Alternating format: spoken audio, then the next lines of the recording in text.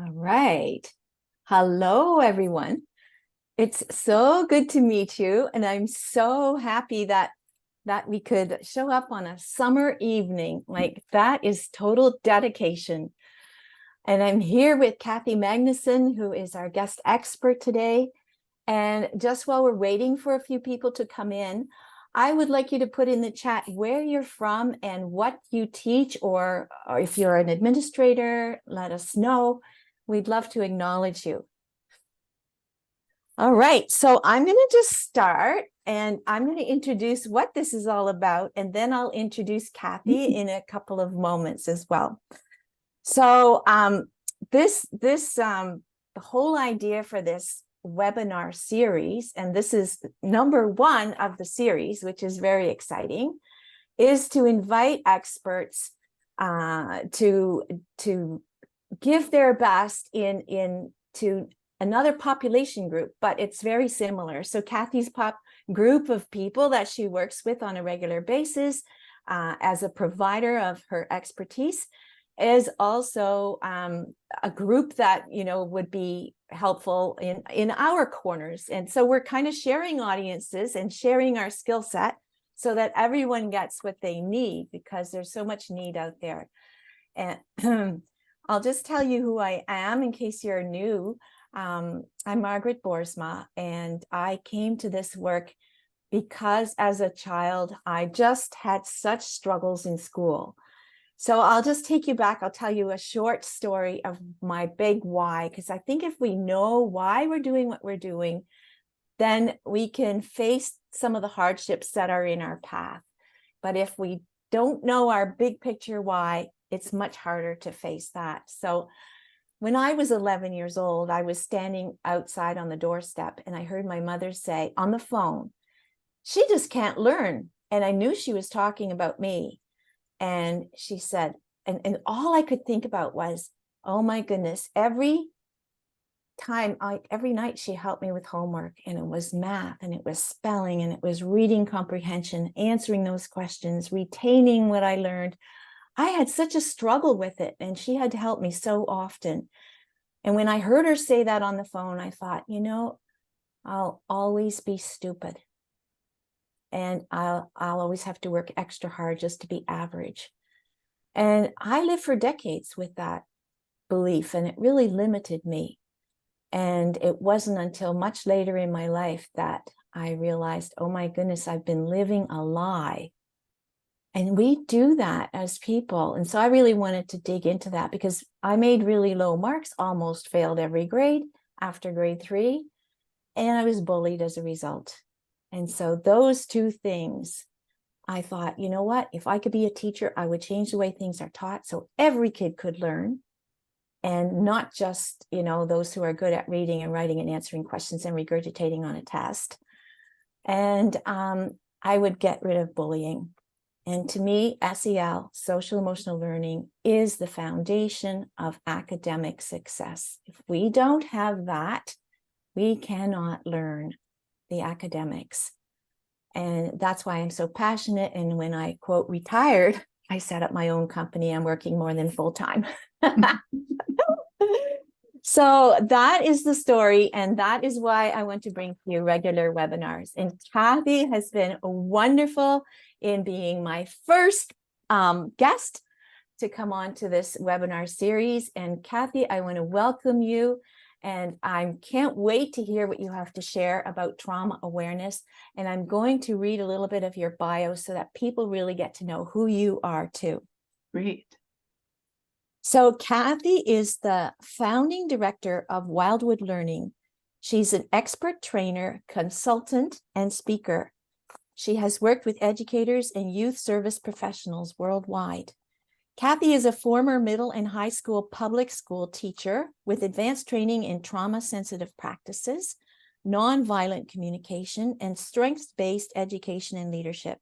And as a certified Sources Strength trainer, Kathy has been instrumental in promoting mental health and well-being in youth. Her mission is to support educators and youth service professionals in cultivating safe and effective learning environments. Kathy lives on a farm in northern Minnesota with her husband and has 4 young adult children. When she's not hanging out with her family and dogs, you can find Kathy in her calm place, serenely kayaking or relaxing with a good book at the family lake cabin. Take it away, Kathy.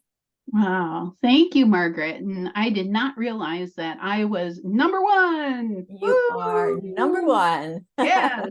All right. Well, thank you. And I am just so happy to see so many people online on a summer afternoon or evening or wherever you are and what time of day it is. And if you have time, just pop in the chat. I know a few people have already, but I know people are continuing to come into the room. So just pop into the chat, maybe what grades you're teaching, where you're located, really gives me an idea of a number or who I'm speaking to. And I really appreciate people leaving their screens on. It's lovely to see people's faces. And if you can't, I totally understand. There's lots of times that I can't do that because there's like multiple things going on. So thank you so much for having me, Margaret. This is wonderful. All right. So welcome. Wow, it's amazing to just see all your faces and everybody here. So thank you so much for inviting me. And I am just looking forward to sharing my message with everyone because what we're talking about today being trauma informed, and now some of you may already be in school and some people may be just going to head back to school. But what if you could create a school or an environment, a classroom that felt emotionally and physically safe for all of your students? Because I know that's what we strive for as educators.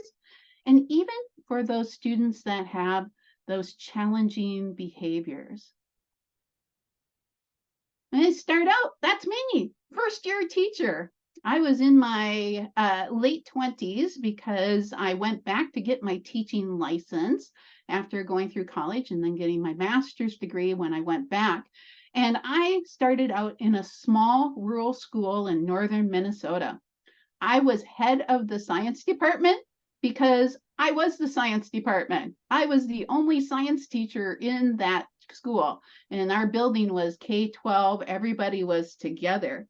So starting out in this rural school, small classes, you would think that that would just be perfect. But as a science teacher, I had 7 different preps that I needed to do throughout my day.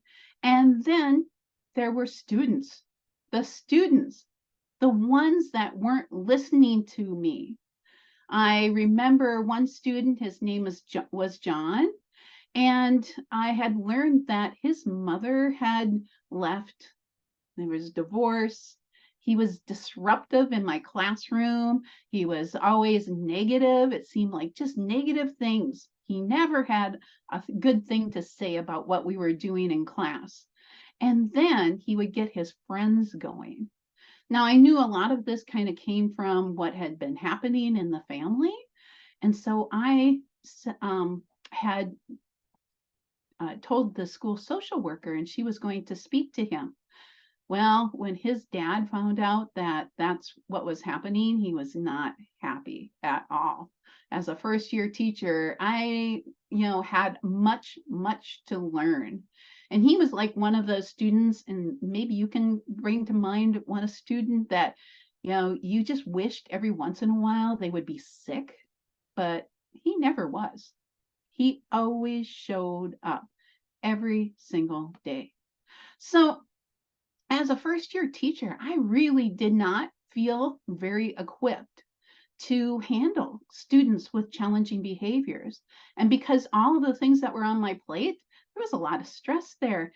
I look back and I was sick quite a bit, and I knew it came from that stress.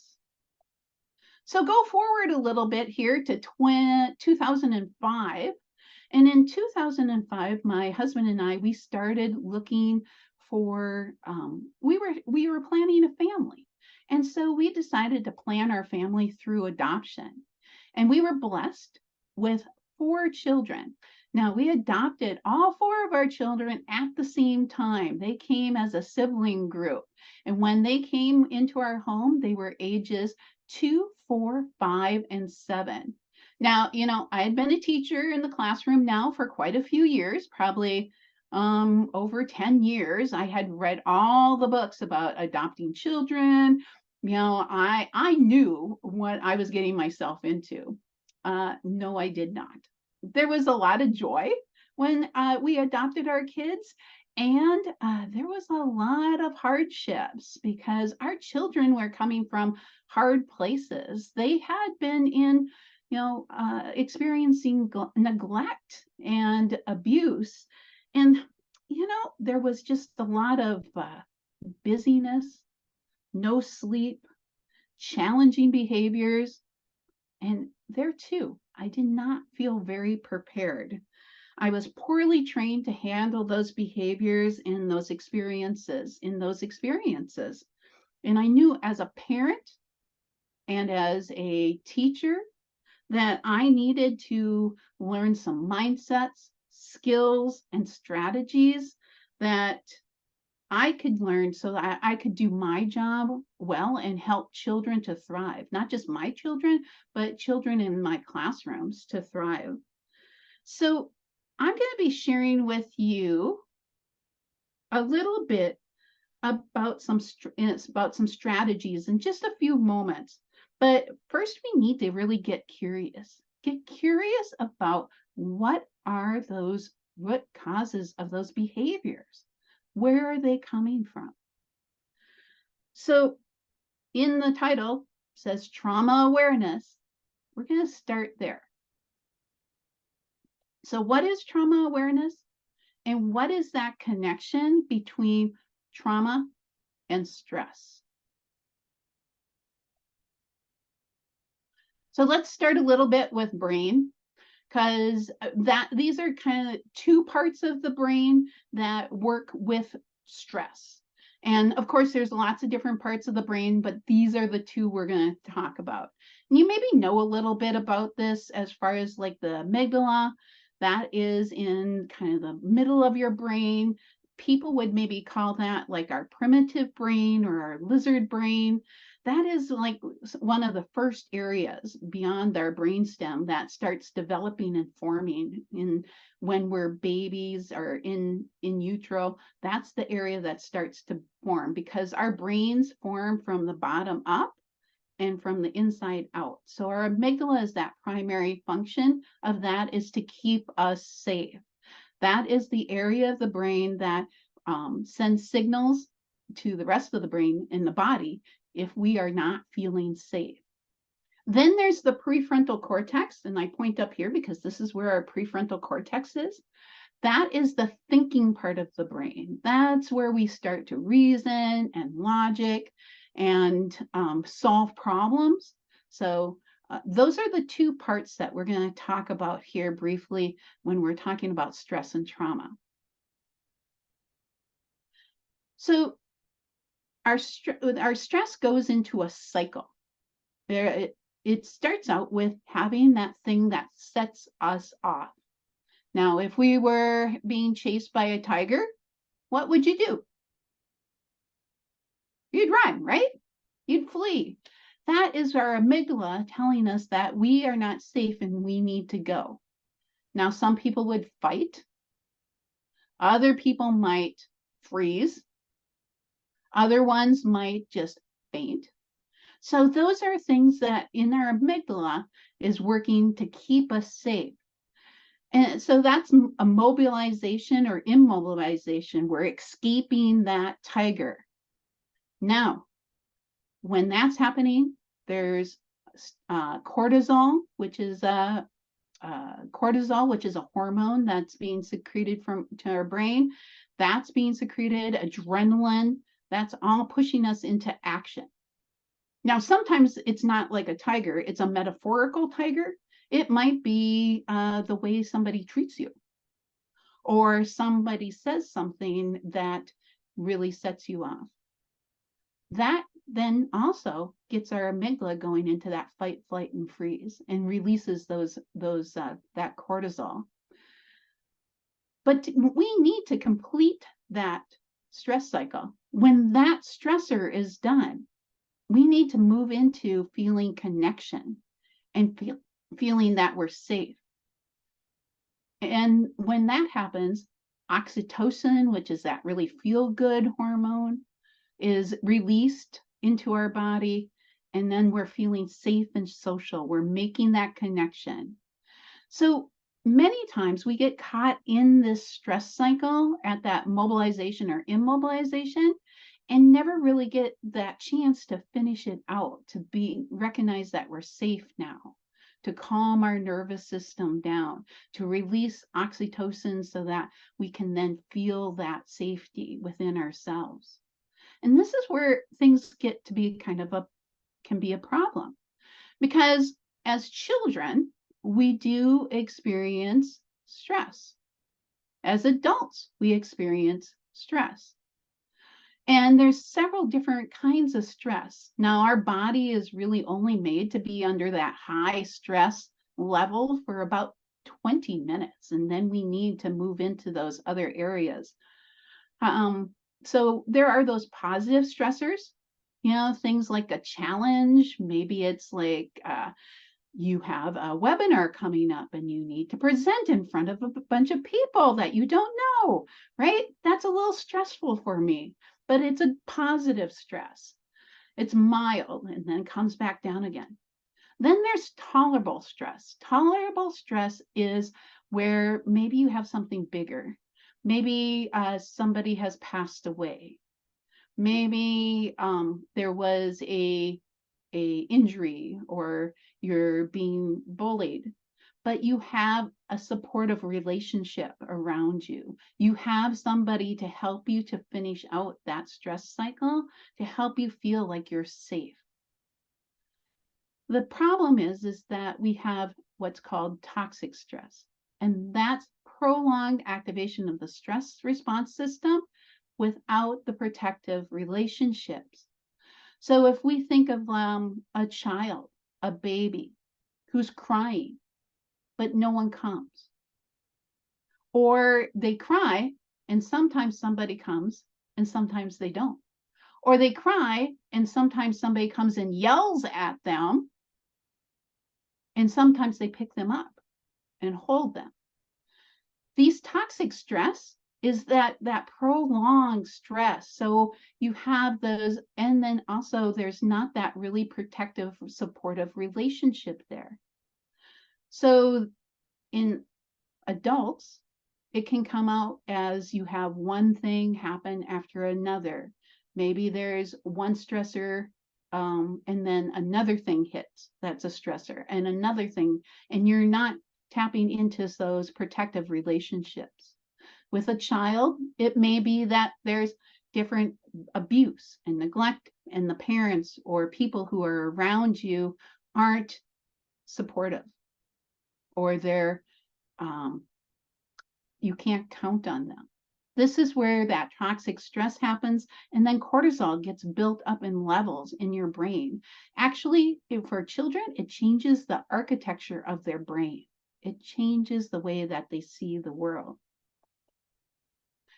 So when we're talking about things that can bring in stress, there's a study called the Adverse Childhood Experiences.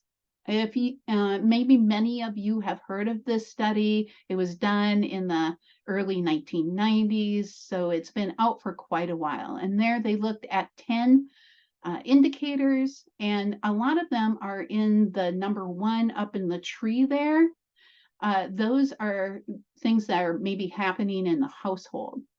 So those are the indicators that they looked at. And what they found out after surveying the population that was mainly middle class people, that there was a large number of people that had at least one adverse childhood experience.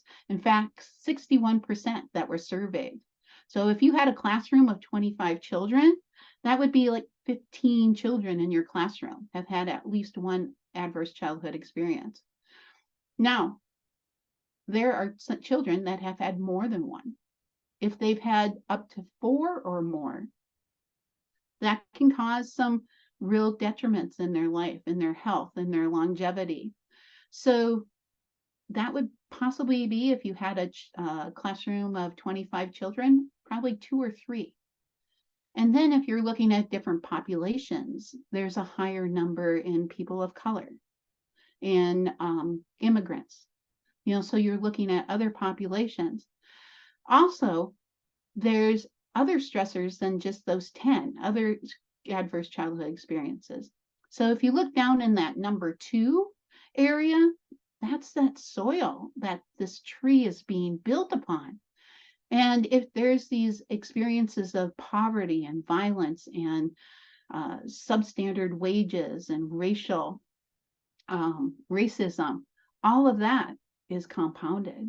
And then we put on top of that, think of what kind of year we've had this year with our environmental stressors out there. There's many kids who are scared, well, adults too, about what's happening with our climate. And I mean, here in northern Minnesota, we've had many days where you can't go outside because the smoke is so thick from the wildfires up in Canada.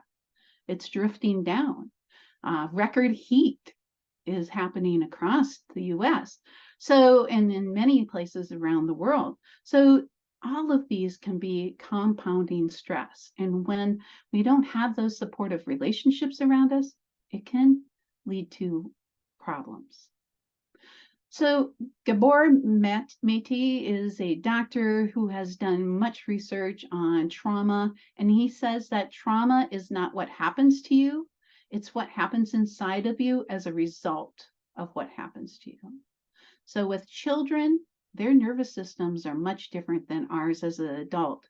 They're developing, and if these things happen to them, it can cause trauma within them and within their nervous system. So what would that look like in children?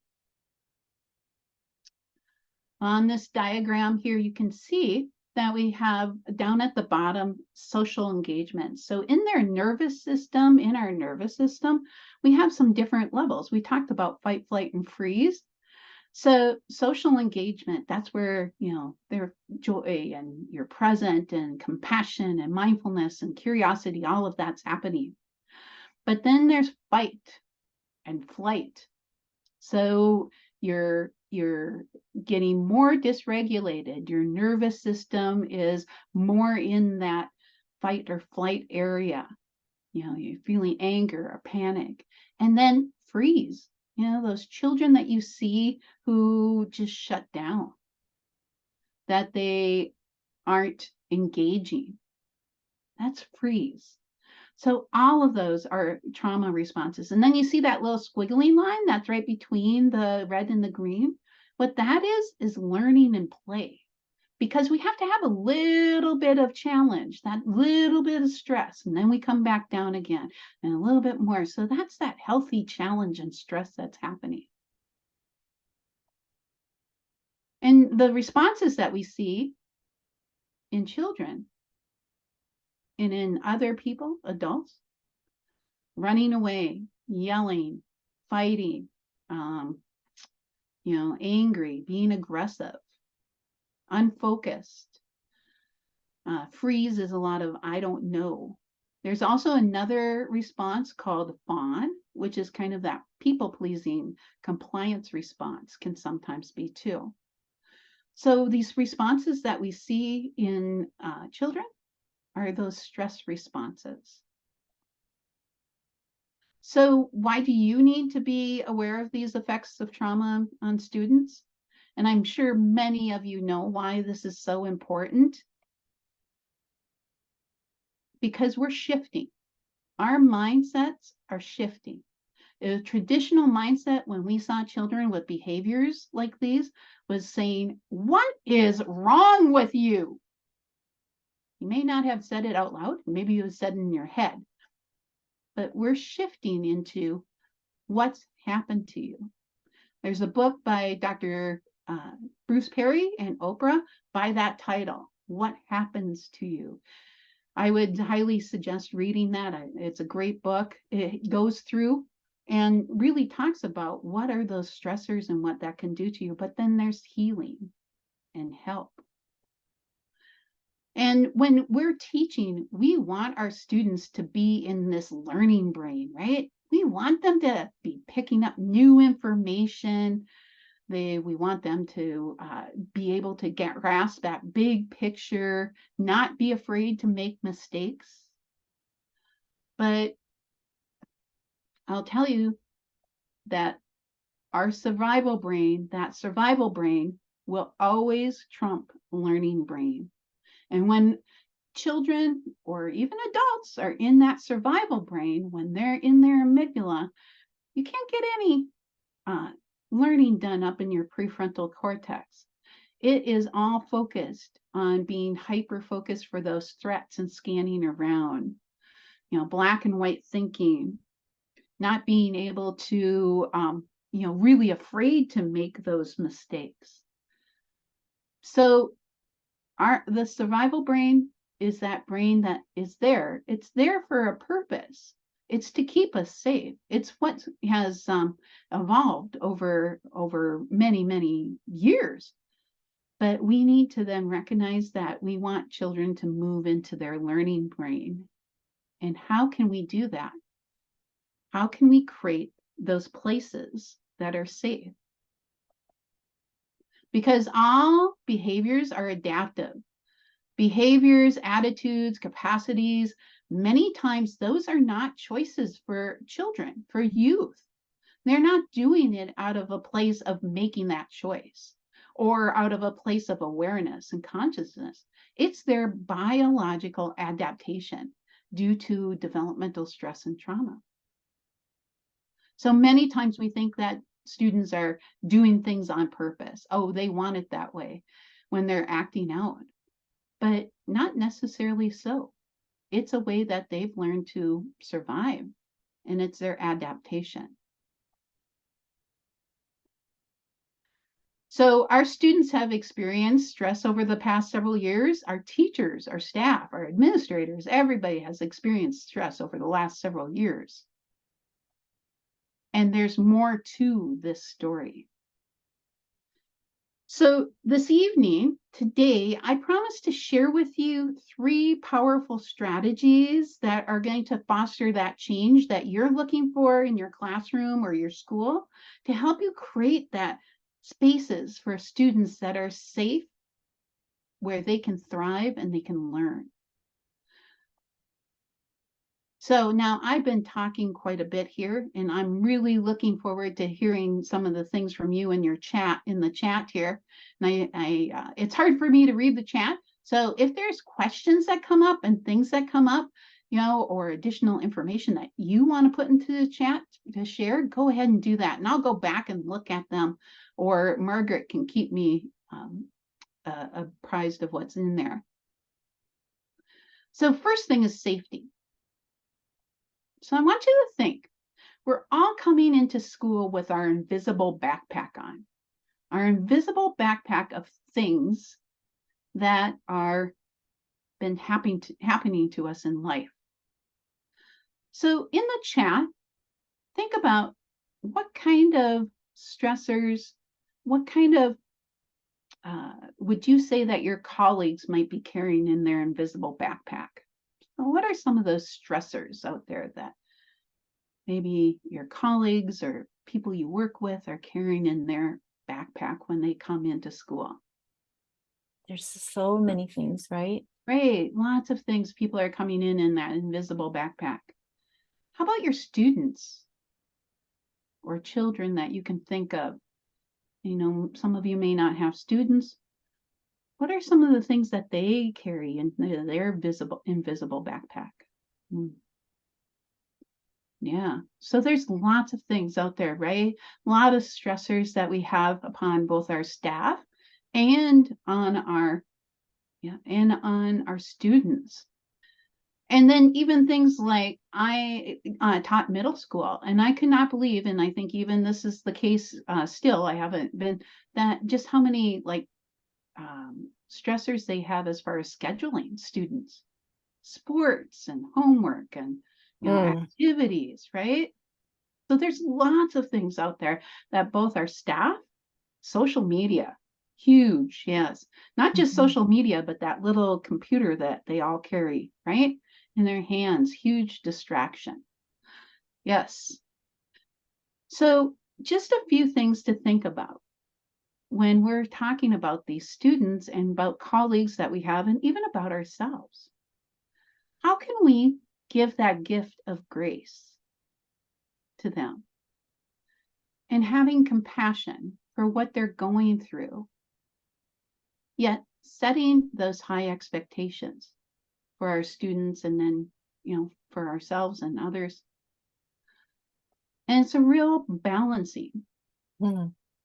right? A balancing between having compassion and grace and the expectations that we want to have for our students out there. Now, I know I talked about my 4 children. They're now 4 young adults, the youngest one's starting his sophomore year in college next week. So they're have grown. And my oldest son, when he was in 6th grade, we were just talking about this today. He had a horrible year. It just wasn't good year. And he has, of course, he has developmental trauma. He has some traumas from he wasn't in foster care until he was in 5, and then wasn't placed in our home till he was 7. So there's things there that he doesn't remember or that we're not totally aware of. When he was in 6th grade, things would get so he would get so dysregulated because his classroom was so dysregulated. There were people in there that knew how to get him kind of triggered and going, and he would get dysregulated and he acted out. He ended up kicking a teacher. He ended up hitting another boy. Um, he was in school suspension. And then it rose to out of school suspension. This kid is a pretty mild mannered kid, but he does have um, communication, right? Talking, speaking about what's going on within him was really hard for him. And as he told me too, he goes, the teachers wouldn't listen to what was going on with him. And so when he got into out of school suspension, I thought, there's what's going on here. I finally looked at a pattern, and he was holding it together. And then by Thursday or Friday, right, something would happen. And when he was in out of school suspension, I had grace and compassion for him, but I also held him to those high expectations. And he got his homework done. He did what he needed to do, but we didn't let him go game. And he really wanted to learn. He had been reading about Native Americans and how they tap trees. And it was spring, and he wanted to learn how to tap trees. So I said, okay, great, let's go tap trees. So we figured out how to do that, and I helped him. He put the project together. We're in an organization called 4-H, which is a youth organization. He brought later that summer, he brought it to the fair. He got to go to our state fair with that project. So this kid, we had grace and compassion for him and held him to those high expectations that you can do this. And it was the environment where he was not feeling safe and not feeling heard. And so just looking at how can we increase that grace and compassion for our students? Well, first it starts examining your own invisible backpack. What is going on with your responses to your students? And then also thinking about not just like maybe your childhood, but also things that have happened, secondary trauma, which is when you work a lot with kids and other adults who have experienced trauma that can also cause you to have those experiences or to experience trauma. So just looking at those things. Because what would happen if we considered that everyone is doing the best they can based on the knowledge, their skills, their experiences, that they're making the best choice available to them, including you? And this is from Elena Aguilar. She wrote a book called Onward, which is all about educators' resilience. So that leads us into skills. There's a lot of skills. So our second strategy is connection, creating that connection piece. So skills are crucial, building that trust, interactions.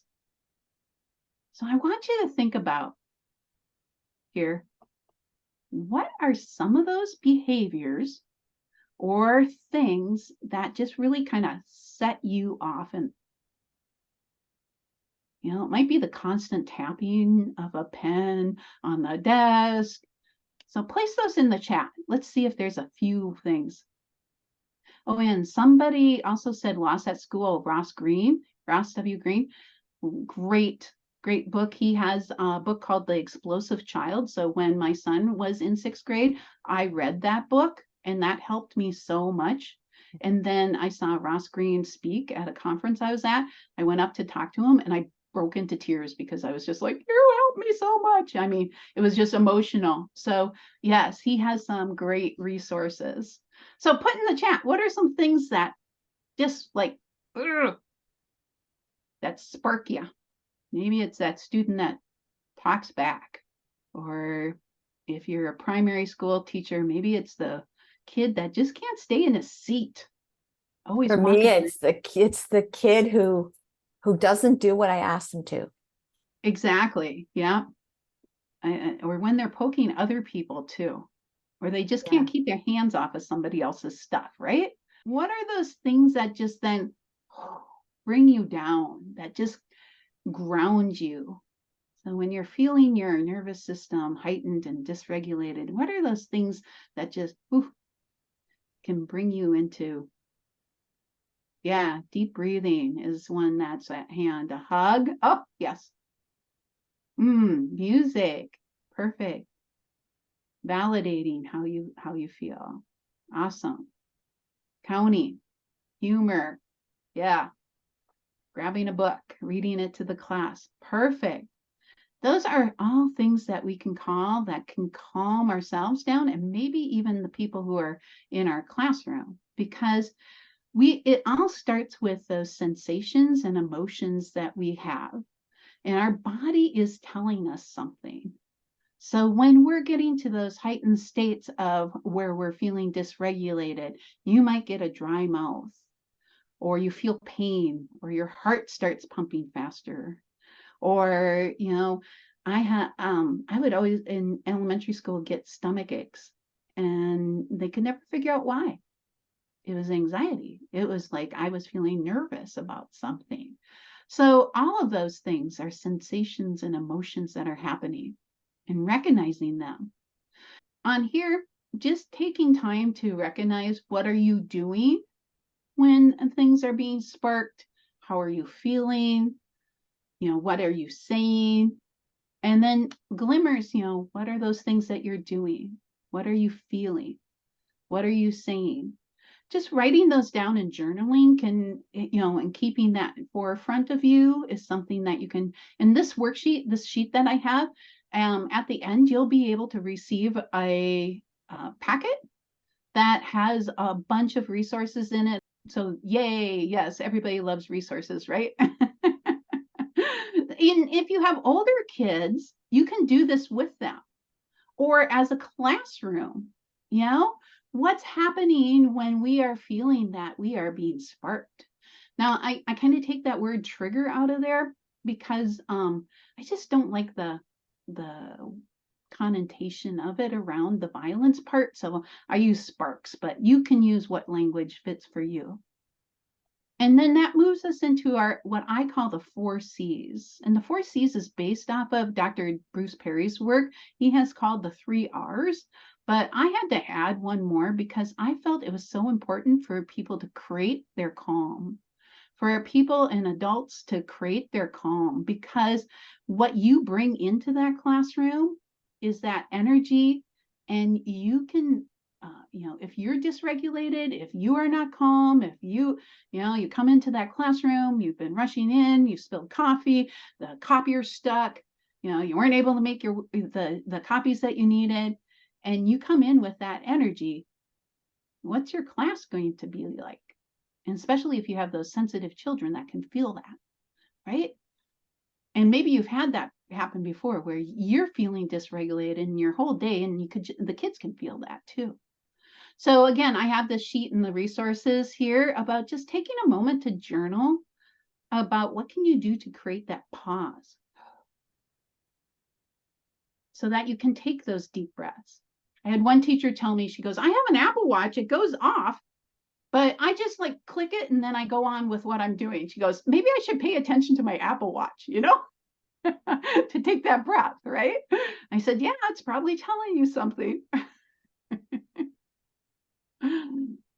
And then calming and connecting tools. Now, these tools are just things that I have used within classrooms. I have a friend who's a social worker and she works with younger kids, and she has put pictures with some of them.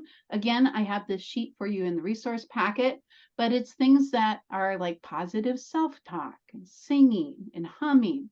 When I used to feel dysregulated with my teenage daughter, I would find myself humming. I used to think it was just because I didn't want to say the next thing that would escalate.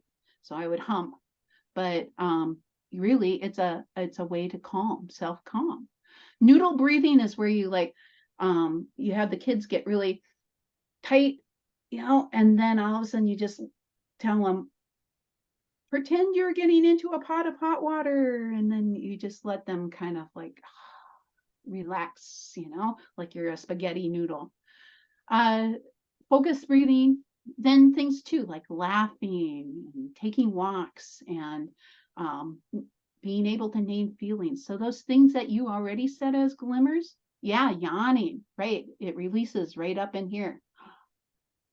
For sure, yawning does that. So there's many, many places you can go on the web and find a lot of different breathing, calming, connecting tools that you can use for yourself. And then teach them to your students. Because when the next C is co-regulation, and our students don't have these skills. We even think like high schoolers should have this. Oh, they should be able to do this by now. But we don't, think about that. Their brains are still developing. Their brains don't develop until they're age 27 fully, and sometimes even, longer. So when their storm meets our calm, that's co-regulation. Yeah, rainbow breathing, that's a fun one to do. There's a whole bunch of fun ones, I know. I just don't have enough time. I could do a whole talk on just, all the different calming down and connecting things you can do. Yeah, emotional support animals. Some people have that depending on their school. So practice your calming down strategies. You need to practice them, not when you're like, woo, up here. You need to practice them throughout the day, because that's then training your brain. And practice them with your class. When there's a transition throughout the day, help them. Oh, let's take this one out. Let's do this one together. When there's throughout the day, not when they're just up here, but throughout the day. And then connecting. I like this picture because you can see that man's getting down eye level with that little boy. He's paraphrasing, empathizing, listening. So connecting. And then you can go into change. So often we start at like, oh, you need to change, or you need to do this, or but of course they're in survival brain. They're not in that learning brain yet. We need to go through these 4 C's so that we can get them into that learning brain, and then reinforce limits, expectations, routines. I've used this with high school students. I have had a situation where in the classroom, a young man was acting up. He was throwing things at his classmates. He was a junior in high school. I said, hey, can you come help me carry these books? And he thought he was going to get chewed out. I didn't say anything. I just let him carry things, because that weight is another thing that happened. We came back to the classroom. He calmed down. Then afterwards, I said, hey, can you just, stay for a minute or two? And we just connected with having, I saw you were feeling pretty dysregulated. I noticed that you were throwing things and then setting that expectations. We don't do that here in this classroom. And it took 2 minutes, right? But getting him to the place where he was calmed down first, instead of, if I had laid right into him and chewed him out, that would have just escalated things. So the 4 C's is really that commitment in a practice to create that positive culture within your school or in your classroom. And then the third strategy that we're going to go over this evening is community.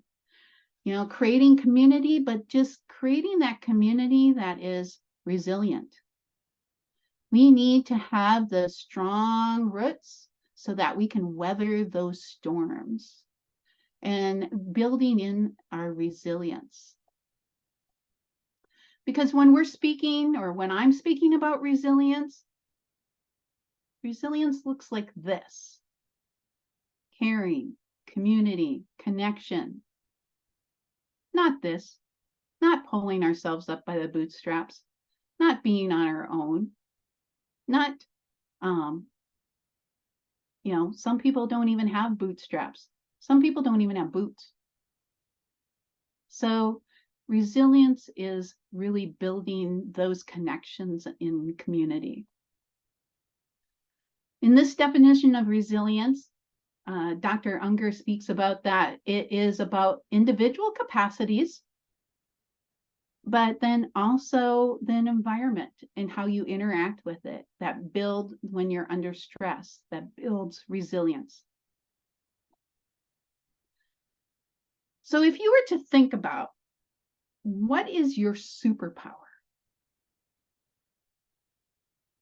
And I'm going to go through this a little fast. You can just kind of jot something down. But if somebody said, what is your superpower? What would you tell them? And maybe you associate yourself with one of these children as a superpower. Because really, our superpowers, our strengths, start when we're toddlers, preschoolers. They've done a study where they followed the same preschoolers all the way to the age of 26. They noted their strengths or their personality traits, and they recognized that the strengths that they had when they were 3-year-olds were very similar to when they were 26, 27-year-olds. So it starts young.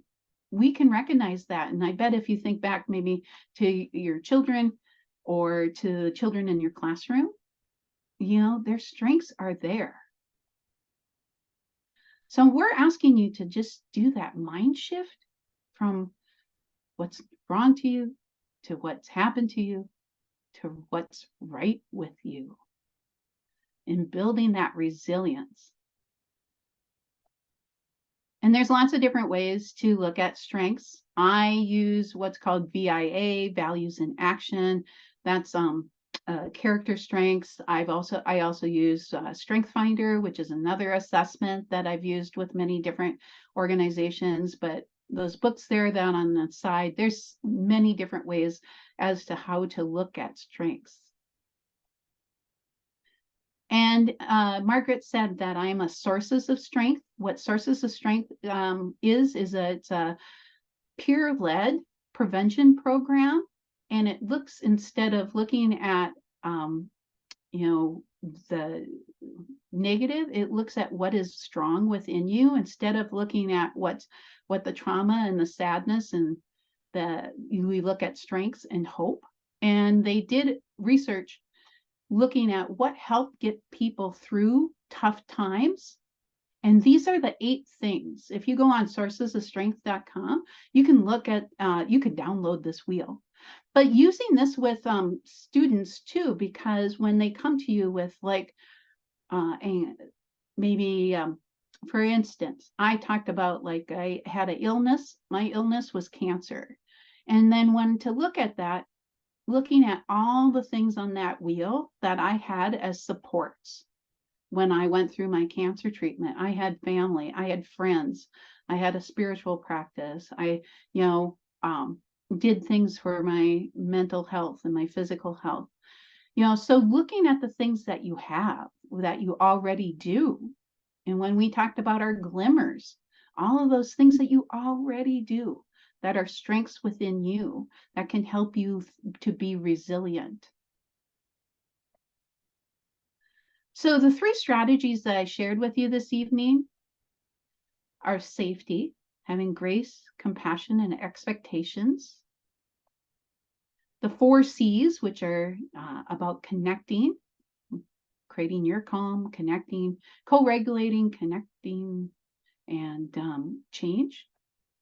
And then building that community of resilience through using your strengths, through using your connections. So as a teacher, I know how important it is to give feedback to my students. I know that this is something that we ask for as teachers, that we want to have feedback. And I am going to ask you right now, if you could take a minute or 2 and give me some feedback on my presentation this evening about what you learned. You can take your phone and go to this QR code, or you can type into your browser talk.ac/Kathy Magnuson. And also, taking that time and giving me feedback, there is the resource packet that I talked about at the end. So then you'll be able to download the list of resources. And on that list of resources, I have those 3 sheets that I had in my presentation, along with lots of other resources for you. And if you're watching the replay, just pause, take a moment, fill that out so that you can get those resources. And if I could leave you with just, you have like a few minutes left here, if I could just leave you with one final thought and tell you a little bit about positive childhood experiences, because we know that by having adults in children's lives that are positive, that are able to connect with them, is a lifesaver for children. It can be that supportive relationship that helps them through tough times and through stresses. And actually, they are doing studies or have done research where positive childhood experiences can mitigate the effects of adverse childhood experiences. Because what I want to leave you with is that you're the magic. In that classroom, we think there should be like a magic curriculum or, a magic thing that we need to do. But really, you're the magic in all of this. How you show up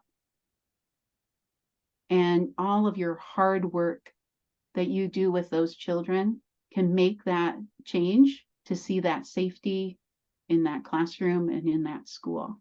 So I really appreciate the time that you gave me this evening.